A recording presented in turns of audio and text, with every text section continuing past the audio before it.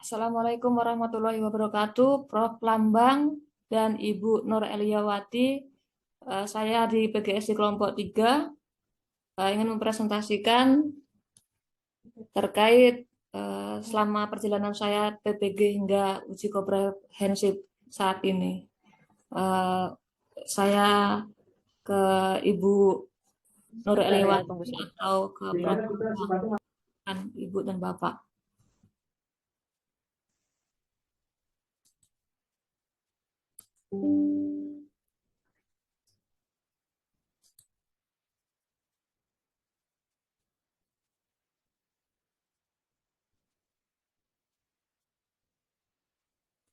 Assalamualaikum, Prof. Lambang. Assalamualaikum, Prof.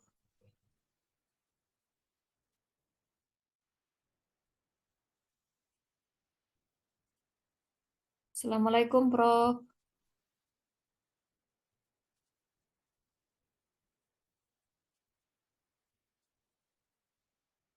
Assalamualaikum, Prof. Suaranya bisa enggak? G, Bu. Assalamualaikum, Ibu Prof. Mia tadi kenapa? Ibu Mia sinyalnya, Bu. Terlempar dia. Oke, ini pastikan Mbak Nani juga bagus ya, karena di kelompok 3 ini sudah beberapa yang maju kurang perhatikan masalah jaringan ini tadi. G, Bu. Jadi kalau mau ujian komprehensif, pastikan jaringannya baik, entah nanti mau di kafe, di rumah keluarga, atau dimanapun gitu. Kemudian provider juga disiapkan, jadi enggak keluar masuk gitu loh. Ini tadi sudah berapa orang? Ini G. jaringannya baik nggak? Insya Allah baik, Bu. Ya. Sesuai arahan Pak Lambang kemarin sudah diinformasikan untuk bisa mempresentasikan dulu ya. G, Bu. G. Ya, silahkan. Share screen, ya.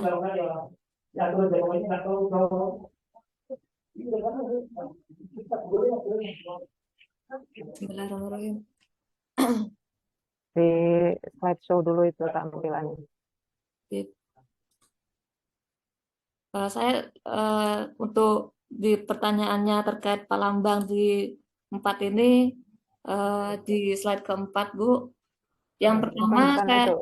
ya, Enggak, diawali dari pertama kan. Covernya mana, kemudian di slideshow itu tampilannya. oh, Di, cover saya ini, Bu, ya. atas nama Nani Nurfia, Kemudian nomor di slideshow, Mbak. Di slideshow. oh iya, Bu. Di bawah kanan itu loh. Ya. G. Oke, silahkan. G. Pengalaman saya yang saya dapat selama PPG, Bu, pertama banyak wawasan pengetahuan yang saya dapatkan baik dari dosen, pamong, serta dari teman-teman PPG. Dimulai kami disuruh mengidentifikasi masalah, mencari alternatif solusi, hingga mewawancarai narasumber seperti teman sejawat, guru, kepala sekolah, ya terkait kasus atau masalah yang saya alami, Bu, dalam proses pembelajaran ini, sehingga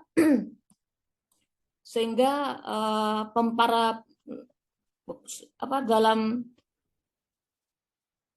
sehingga para narasumber bisa memberi solusi atau memecahkan masalah kepada saya bagaimana agar pembelajaran yang saya alami ini dapat lebih baik ke depannya. Selain itu, dalam mencari solusi juga kami disuruh mencari kajian literatur dari jurnal di internet sesuai dengan akar masalah yang saya miliki. Selain itu, Bu, selain mencari selain mengidentifikasi masalah dari LK 1.1 hingga 1.4 dengan dosen pembimbing saya Profesor Lambang, lalu ke dosen Pak Usman dari LK 2.1 ke 2.2 terkait eksplorasi alternatif solusi hingga menentukan solusi. Nah, di situ saya dengan Pak dosen Usman ini mencari kami mengeksplorasi beberapa masalah, lalu mencari kajian literatur yang sesuai dengan permasalahan materi pembelajaran ini. eh, Kami mencari kajian literatur dan berusaha mencari narasumber berupa wawancara dengan narasumber guru, teman sejawat, dan kepala sekolah. Saya hanya mewawancarai narasumber guru dan kepala sekolah saja, Bu, karena pengawas agak sulit ditemui. Jadi ya narasumber saya hanya berupa guru dan kepala sekolah. Jadi banyak sekali pengalaman, Bu. Jadi mereka itu memberi saya solusi, memberi solusi bagaimana cara meningkatkan pembelajaran di kelas. Jadi supaya tidak kita saja yang aktif, cuma kita gurunya yang aktif, hanya ceramah, bagaimana supaya siswa itu menjadi lebih aktif. Jadi mereka tuh memberi solusi, gunakanlah media PowerPoint atau video pembelajaran, terus itu cari metode atau model pembelajaran yang inovatif supaya membangkitkan siswa supaya aktif dalam proses pembelajaran. Jangan hanya berpusat pada gurunya saja, seperti itu. Selain itu, di pengalaman selanjutnya itu di dosen Pak Usman, kami membuat rencana aksi pembelajaran, yaitu aksi 1 hingga aksi 4. Itu ada 4 RPP, Bu, di mana dalam satu RPP itu ada RPP, ada bahan ajar, ada media, ada LKPD, serta instrumen penilaian. Jadi ada 5 item di dalam RPP itu, sebanyak 4 RPP kami buat, aksi 1 hingga aksi 4. Lalu setelah mengirimkan 4 aksi itu, kami memilih setelah mengambil 4 aksi, kami membuat jurnal refleksi. Jurnal refleksi ini terdiri dari 5 jurnal refleksi untuk guru dan siswa. Itu jurnal refleksi. Lalu ada namanya lembar observasi, lalu ada lembar wawancara, ada hasil survei, survei dari siswa, survei dari guru, survei dari kepala sekolah, lalu ada artefak hasil belajar, itu instrumen penilaian pembelajaran kita. Jadi setelah membuat jurnal refleksi, kita dihadapkan dengan pre-teaching, di mana kita mengajar di depan teman-teman PPG kita. Teman-teman PPG itu dijadikan murid, seperti itu, di mana kita sebagai guru, terus teman-teman PPG itu dijadikan murid, lalu Pak dosen dan pembimbing itu melihat saya untuk mengajar, seperti itu. Itu pengalaman saya selama PPG, Bu. Jadi banyak sekali pengalaman dari itu terkait ilmu, Bu, ya, ilmu pengetahuan dan wawasan saya selama perjalanan saya mengikuti PPG. Kendala yang saya alami selama PPG, Bu, terutama sinyal. Kadang sinyal ada, kadang kita terkeluar dari break room, ya, Bu, ya, sehingga kami masuk kembali ke ruangan diskusi itu agak susah, itu kendalanya, itu, Bu. Itu pengalaman yang saya dapatkan di PPG. Jadi walaupun banyak tugas, tapi saya nikmati itu, Bu, pengalaman saya. Untuk selanjutnya, kompetensi yang saya peroleh itu jelas, untuk guru itu ada 4 kompetensi. Yang pertama kepribadian. Kepribadian itu di mana guru harus mempunyai pribadi yang arif, bijaksana, adil, berwibawa di hadapan murid, di hadapan teman-teman sejawat, di hadapan orang tua. Itu harus memiliki kepribadian seperti itu, harus berwibawa, tidak boleh marah, ya, harus menjaga image seorang guru. Jadi jadi kalau misalnya kita sebagai guru mempunyai masalah dalam kepribadian, jangan sampai dibawa ke depan kelas, dibawa di depan murid, emosi kita jangan sampai kita luapkan ke murid, kita harus bisa mengendalikan diri, harus punya kepribadian yang arif, bijaksana, wibawa orang-orang di depan orang-orang baik murid, masyarakat, guru, dan lain sebagainya. Seperti itu. Untuk kompetensi yang kedua, sosial, di mana seorang guru harus mempunyai sosial yang tinggi, punya rasa empati, simpati terhadap orang lain, apalagi terhadap murid kita, mempunyai jiwa sosial, terutama terkait hubungan relasi guru dengan orang tua, dengan teman sejawat, dengan kepala sekolah, di mana di pembelajaran di kelas kita harus membangun relasi hubungan dengan murid satu dengan yang lainnya, jangan hanya berpatokan dengan siswa yang pintar, tapi semuanya kita jalin hubungan seperti itu. Selain itu, selain sosial ada profesional, di mana guru harus profesional, artinya guru harus bisa menguasai materi pelajaran yang akan diajarkan. Jadi selain menguasai materi, selain yang ada di buku, materi itu, guru harus bisa mencari berbagai sumber, baik di internet, bisa juga koran, bisa juga media buku dan lain sebagainya. Jadi jangan hanya berpatokan kepada buku guru atau buku siswa. Jadi bisa dikembangkan materi itu. Karena sebagai guru yang profesional itu harus bisa mencari berbagai sumber informasi, berbagai bahan ajar yang ada di berbagai media. Selain itu, guru yang profesional juga harus bisa melihat karakter anak peserta didik. Selanjutnya itu untuk profesional. Selanjutnya untuk pedagogik, di pedagogik guru harus bisa membedakan karakter, bakat, dan minat peserta didik. Apalagi di zaman sekarang dituntut untuk bagaimana guru bisa tahu bakat dan minat siswa. Jadi dalam pembelajaran itu kita tidak bisa menuntut siswa seperti ini, seperti ini. Jadi bakat minatnya siswa itu seperti apa, kita harus mengikuti, kita harus memfasilitasi. Jadi pedagogik itu artinya kita bisa membuat rancangan pembelajaran yang sesuai dengan karakter peserta didik. Seperti itu, membuat rancangan pembelajaran itu membuat model pembelajaran seperti apa, metodenya seperti apa ya, supaya anak ini seperti ini, karena dalam kelas ini karakternya seperti ini, anak-anak seperti ini, supaya membangkitkan minat siswa dalam belajar itu, motivasi belajar siswa itu seperti apa. Jadi guru dalam pedagogik ini bisa merancang pembelajaran atau RPP, rancangan pembelajaran, tahu kompetensi dasar, tahu kompetensi inti, tahu tujuan, tahu indikator dalam pembelajaran, seperti itu, tahu apa namanya, sistem pembelajaran, baik itu Prota, Promes, Labus, RPP, dan lain sebagainya, itu untuk kompetensi pedagogik.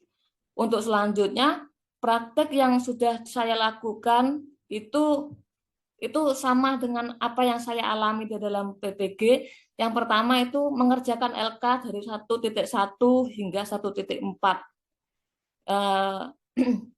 Kalau saya paparkan,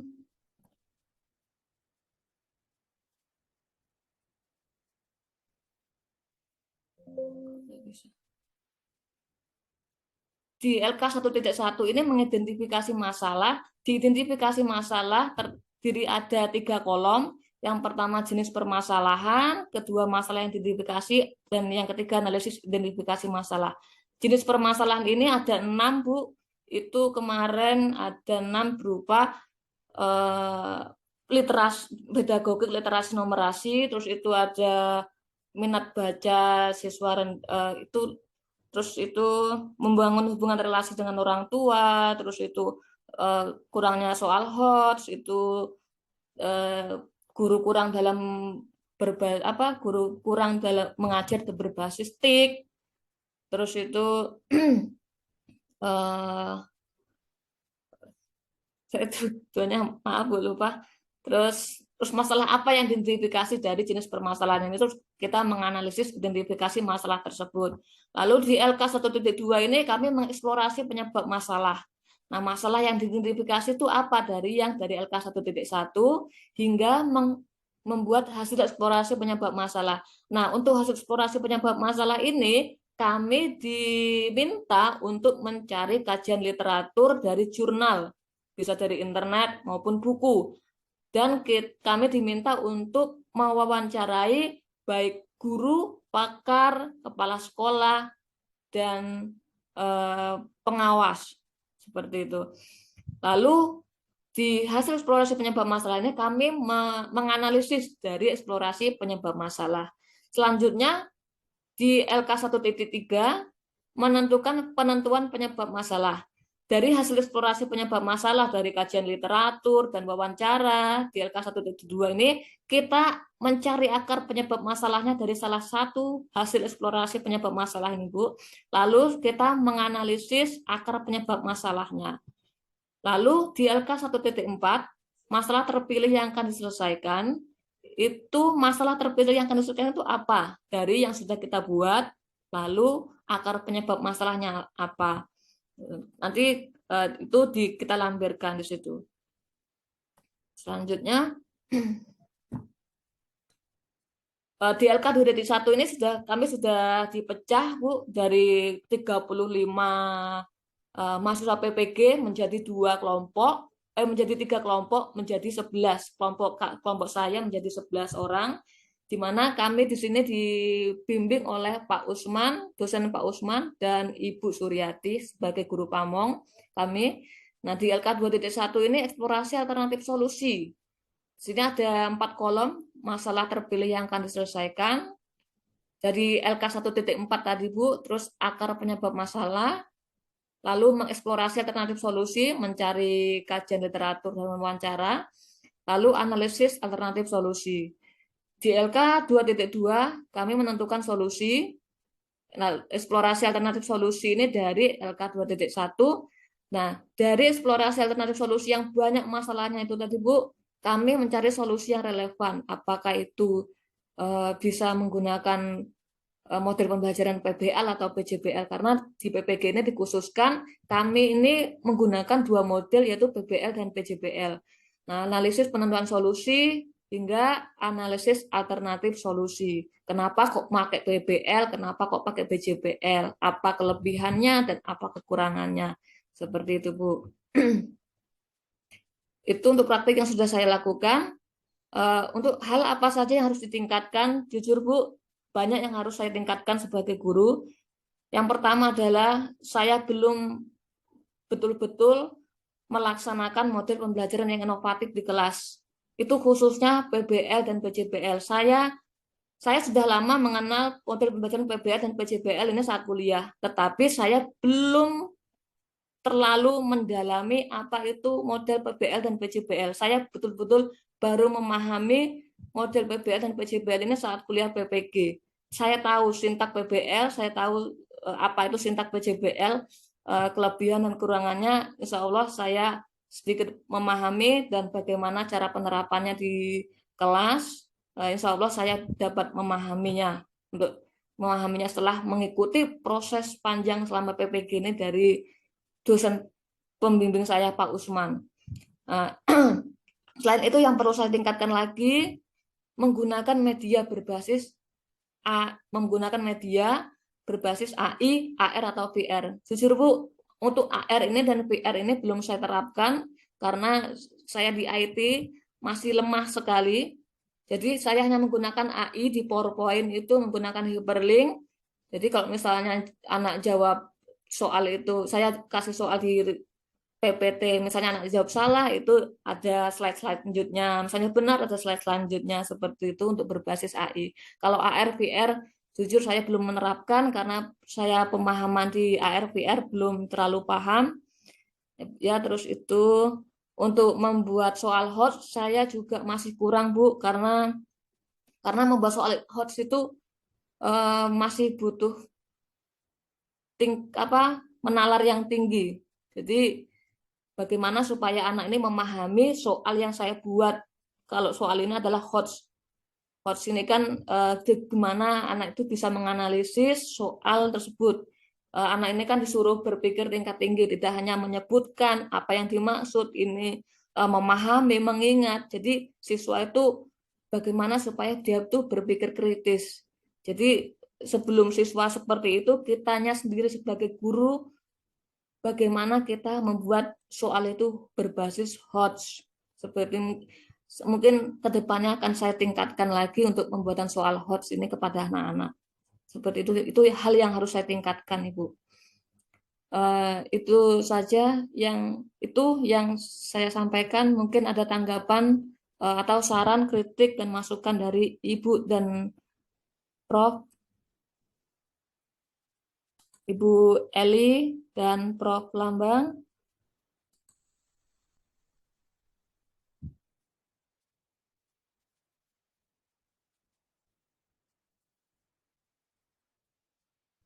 Oke, Ya dipersiapkan Bu, ya, Mbak ya Bu, Mbak Nani ya, karena Pak Prof. Lambang sedang memberi materi, saya dulu yang mengisi ya.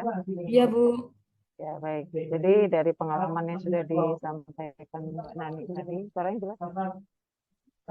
Suaranya jelas? Ya Bu, Suaranya jelas nggak? jelas Bu, sekarang Bu jelas. Oke.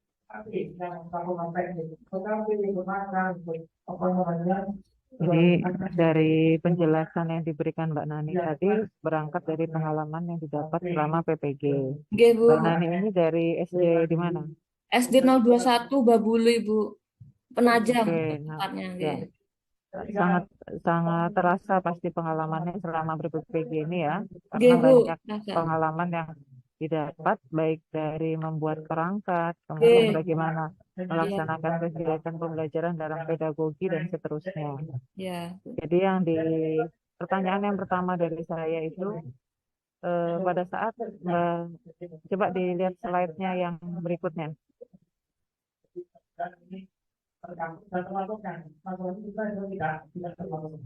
Iya Bu, Ya, dibesarkan. Ya, jadi pada saat di LK yang 2.2 dan 2.4. oke Bu. Nah, di 2.1 dan 2.2 ini kelanjutan dari LK1 ya. Ya Jadi Bu, pada saat kita di 2.1 itu sudah bisa menentukan masalah mana yang mau kita selesaikan. betul Bu. Ya. Oke. Nah, ya saya mau dengar dulu, apa sih sebenarnya permasalahan awal dari Mbak Nani pada saat melakukan pembelajaran di kelas sehingga akan muncul nanti di 2.1. Jadi identifikasi masalah ada Bukan, 6 bukan. Di eksplorasi penentuan solusi. ya. Di eksplorasi, eksplorasi permasalahan itu loh. Ada apa saja sih? Kalau diidentifikasi kan sudah banyak. Kalau di eksplorasi ini sudah tinggal permasalahan tertentu saja kan yang diselesaikan. Ya. Ya. Ada 2 Bu. Itu kami mengeksplorasi alternatif solusi terkait eh, belajar anak di materi apa yang rendah. Ya, Seperti tapi itu kan misalnya motivasi. ya, ya, tapi kalau di 2.1 ini kan sudah jelas mata pelajarannya, kemudian Ya, materi mana yang mau diperbaiki kan. oke Bu. Heeh. Silakan disampaikan dulu. Ya, di LK 2.1 saya berangkat dari eh, 2 permasalahan Bu. Yang pertama kurangnya motivasi belajar siswa, materi eh, materi wujud benda, materi apa fungsi struktur dan fungsi tumbuhan pada pelajaran IPA di kelas 4. Seperti itu. Itu yang permasalahan pertama. Yang kedua, kurangnya motivasi peserta didik di pada pelajaran hak dan kewajiban di pada materi PKN di kelas 4. Jadi ada 2 materi yang saya angkat yaitu IPA dan PPKN. Jadi yang pertama kurangnya kurangnya apa? Kurangnya motivasi Yang kedua, kurangnya minat, kurangnya perhatian. Seperti Oke, itu. nah Ya, sekarang kita bicarakan yang pertama dulu. oke. Pada saat yang permasalahan tadi, berarti Mbak Nani kan akan mengeksplor alternatif solusi apa yang paling diutamakan. Misalnya nih, pada saat meningkatkan motivasi anak, Mbak Nani ingin mengeksplor yang pertama adalah model pembelajarannya. Ya, Ya, harus model pembelajaran apa yang tepat. Kemudian mengeksplor yang kedua. Jadi kalau kita mengeksplor itu kan boleh lebih daripada satu ya. Oh, mungkin ya Bu, betul. medianya. Mungkin nanti yang akan diperbaiki adalah memberikan ice breaking, misalnya seperti itu dalam Ya, pembelajaran. Nah, ya. jadi tolong ceritakan dulu satu yang kaitannya ke motivasi. Eksplorasi apa yang sudah dilakukan. Eksplorasi yang saya lakukan itu menggunakan menggunakan model problem based learning itu di permasalahan nomor satu, Bu. Terus itu selain itu kita sebagai guru harus berpusat pada peserta didik. Terus kita eh, eh, melakukan ice breaking untuk mencari alternatif solusi itu ya, terus itu menggunakan media PowerPoint itu Bu, alternatif Oke, solusinya. berarti untuk motivasi kemarin yang Oke. Mbak eksplor yang paling utama di model pembelajaran dulu Ya, berarti. ya menggunakan model Nah, pembelajaran PBL. PBL, oke. Oke. Dengan menggunakan PBL itu, maka didukung pula dengan media pembelajaran yang interaktif. Begitu Oke, ya? ya Bu, iya Bu. Nah, media pembelajaran yang interaktif itu apakah apa saja yang muncul di dalamnya sehingga dikatakan interaktif menurut Mbak Nani? Media pembelajaran interaktif itu berupa yang AI, AR, dan VR, Bu. Saya menerapkan Oke. hanya AI, Artificial Intelligence, itu AI, Bu. Artinya di dalam PowerPoint itu ada slide, ada hyperlinknya, Bu. Jadi kayak tulisan itu nanti muncul, kita tanya, balik misalnya anak-anak, ini hewan apa ya? Misalnya anaknya jawab sapi, Bu. Betul enggak ya? Kita pencet nanti Oke, itu muncul enggak ya, sapi misalnya seperti itu ya. tulisannya. Jadi eh, manfaat dari media pembelajaran yang memunculkan slide yang seperti tadi, Oke. tujuannya untuk eh, terjalinnya apa? Terjalinnya interaksi atau komunikasi dengan siswa, Betul. Bu. Oke, muncul interaksi, adanya komunikasi dengan siswa. Oke. Oke, baik. Kemudian yang berikutnya, apakah Mbak Nani juga memberikan ice breaking? Bisa, Bu? Bukan bisa, pertanyaan saya tuh. Kalau dimotivasi tadi berarti yang Mbak munculkan eksplorasinya model dengan media saja. Model media Hah? apa di mana pembelajaran itu berpusat pada peserta didik. Terus itu kita melakukan ice breaking supaya anak-anak itu semangat dalam pembelajaran. Oke, berarti ada ice breakingnya. Oke. Ada. Nah, Ada. ada berapa ice breaking yang diberikan? Kalau di kegiatan inti, ice breaking ya tergantung Bu. Kalau saya punya beberapa ice breaking sih Bu, supaya anak itu nggak jenuh. Itu aja nyanyinya. Jadi kadang ganti-ganti. Kalau misalnya panjang ya satu, kalau misalnya pendek ya dua seperti itu. Di Oke, nah kegiatan jadi inti itu ada ice breaking sebelum memberikan AKBD supaya anak-anak nggak bosan, ya, nggak ngantuk seperti itu. ya, jadi masalah ice breaking ini juga merupakan salah satu eh, langkah dalam pembelajaran yang perlu dituangkan. Jadi bukan hanya angan-angan saja. Jadi di perangkatnya tetap dimunculkan saat kapan nanti memunculkan ice breaking. Oke Dan ice Bu. breakingnya itu misalnya tepuk salut misalnya Oke. diambil.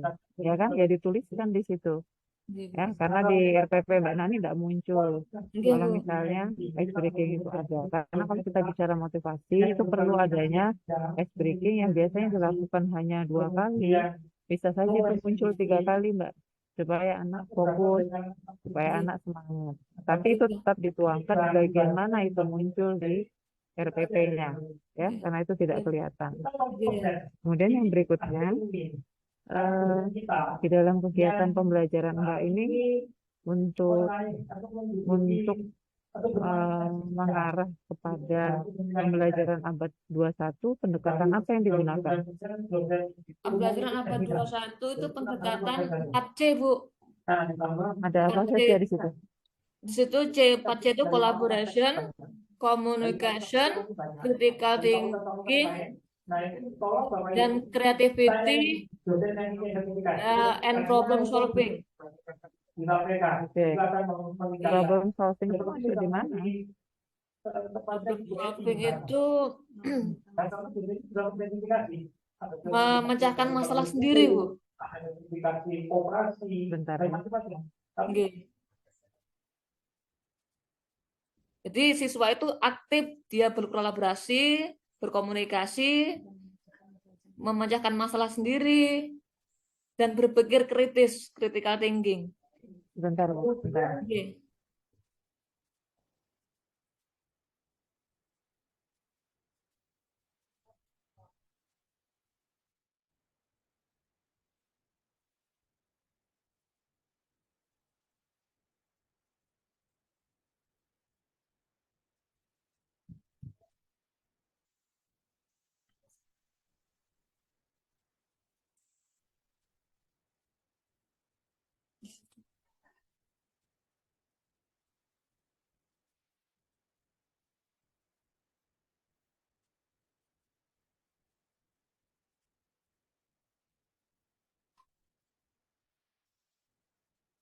Mbak Nono, Mbak Nani lanjut ya. Nggih, Bu. Nah, jadi di apa namanya? Di Mas, saya minta. Terima kasih. Jadi apa Mbak Nani, pertanyaan saya tadi kita lanjutkan ya. Nggih, Bu. Pada saat kapan Mbak Nani coba di langkah pembelajaran mana yang Mbak Nani bisa munculkan ada komunikasi dan ada kolaborasi? Komunikasi dan kolaborasi dimunculkan di RPP saat membagikan LKPD, Bu. Jadi anak-anak baik membagikan LKPD, nah di situ anak-anak kembali ke kelompoknya, dia berkolaborasi dengan teman-teman kelompoknya.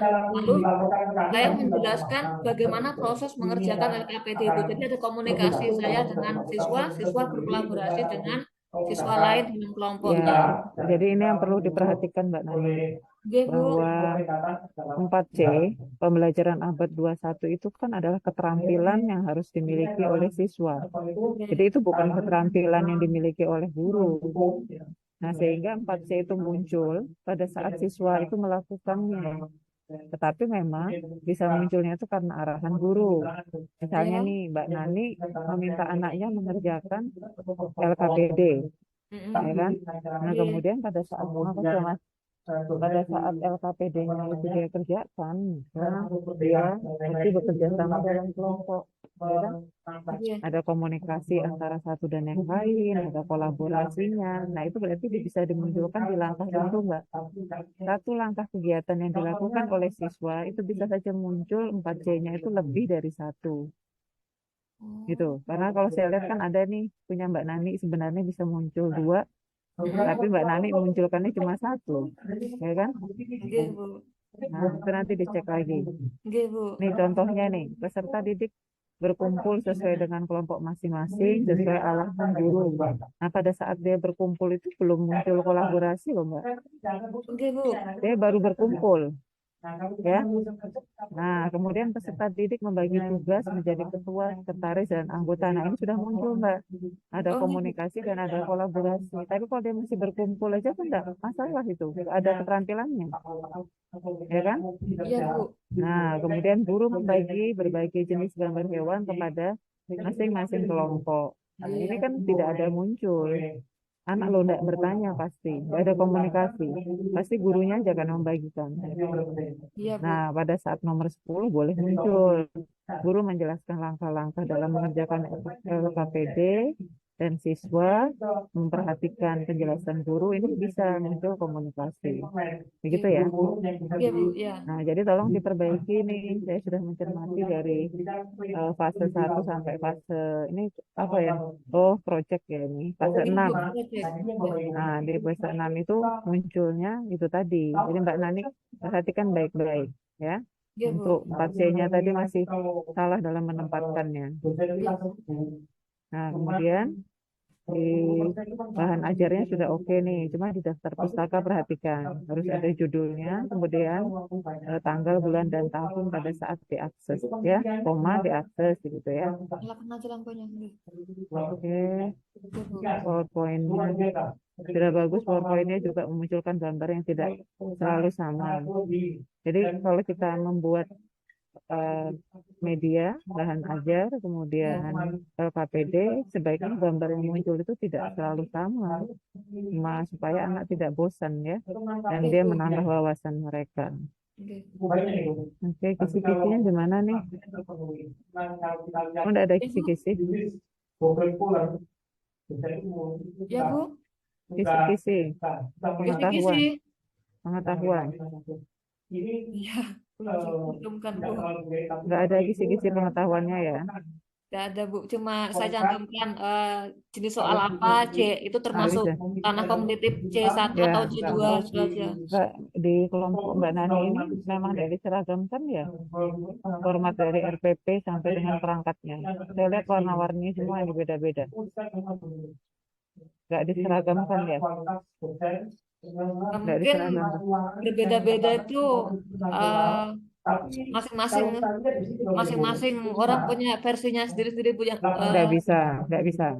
Sebaiknya itu memang sama dalam satu kelompok di PPG ini, alangkah baiknya itu sama formatnya supaya lebih mudah untuk memahami.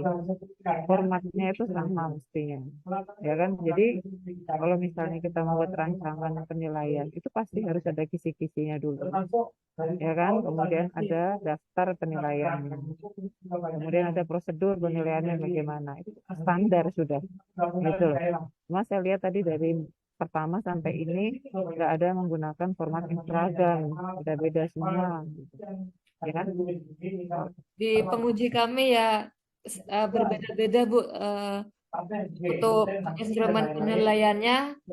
Nah, mungkin terkait apa tergantung dengan tergantung dengan materi ajarnya Bu. Mungkin keterampilan Bukan, kok. jangan ngomong begitu, jangan ngomong begitu. Salah ibu itu menerimanya, ya. Dengarkan baik-baik. Oke. Pada saat kita membuat rancangan penilaian, itu tidak lepas dari tiga rancangan. Rancangan yang pertama adalah pengetahuan, rancangan kedua adalah sikap, rancangan ketiga adalah keterampilan. Maka format itu memang munculnya adalah dengan format yang sudah sesuai. Yang pertama, kalau kita pengetahuan ada kisi-kisi dulu. Kemudian di dalamnya nanti ada soal dan kunci jawabannya sudah muncul. Kemudian Oke. yang kedua, bagaimana dengan daftar penilaiannya. Yang ketiga ada pedoman penskorannya. Itu kan memang sudah begitu bentuknya. Tinggal kita kaitkan dengan materinya Ibu. Tidak ada pengaruhnya. Materi dengan ke situ. Tapi formatnya harus seragam. Nah, kemudian kalau K13 itu kan memang semuanya harus dinilai secara otentik kan. Iya Ada Bu. sikap, ada keterampilan, ada pengetahuan. Itu memang ada. Gitu. Oke ya, itu Oke saja. Bu. Ada satu pertanyaan tapi tidak usah lah. Sudah terlalu lama karena tadi nunggu temannya. Silakan Oke. untuk ke ruang utama, panggil teman berikutnya ya. Terima kasih. Oke Bu. Terima kasih Bu.